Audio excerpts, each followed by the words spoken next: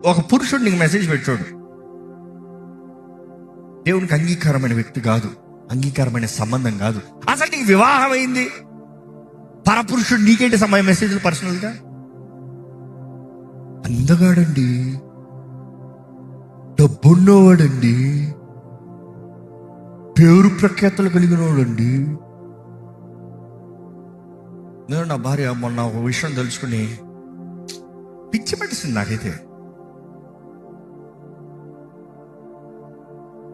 ఒక వ్యక్తి, అఫ్కోర్స్ అన్నిలే, ఇంకా అట్లా ఉంటారు ఎట్లా ఉంటారు.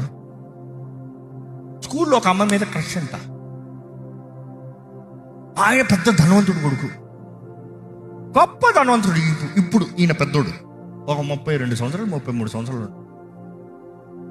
ఆ స్త్రీకి వివాహం అయిపోయింది, పిల్లలు ఉన్నారు, ఏదో మిడిల్ క్లాస్ ఫ్యామిలీ. ఇప్పుడు ఏం చేస్తున్నాడు ఈయన?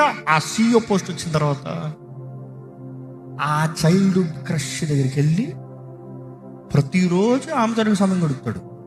పెద్ద CEO ఈ హైదరాబాద్ పట్ల ఆమెతోనే సమయం గడుపుతాడు.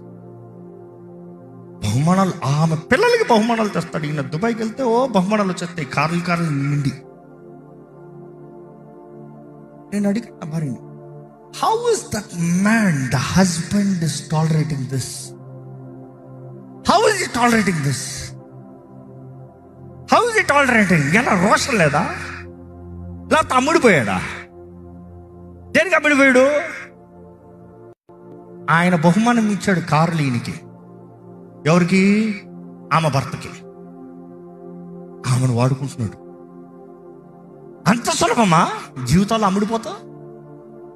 ఒక కారుకి భార్య నమ్మేస్తావా? కొన్ని బహుమానాలకి తమని నమ్మేస్తావా?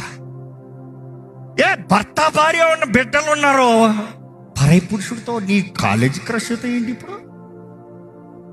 You see how easy people are getting sold off. అక్రమ సంబంధాలు ఎక్కడ? మళ్ళీ ఆమె ఇంట్లోనే సిగ్గులేదు. జీవితం ఏమవుతుంది?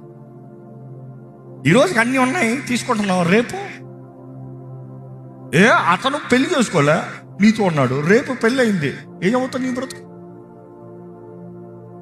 ఎంత నీచపు బ్రతుకు, ఎంగిలి బ్రతుకు. చాలా మందికి శోధన, బాగా వస్తానంట, చాలు కారు వస్తానంట, నాకు చాలు. ఎప్పుడంటున్నా నిజమైన పురుషుడు, భర్త పురుషుడు మీద టాకింగ్ అబౌట్ హస్బెండ్, కుటుంబం కొరకు ప్రాణం పెట్టాలి, భార్య కొరకు ప్రాణం పెట్టాలి, బిడ్డల కొరకు ప్రాణం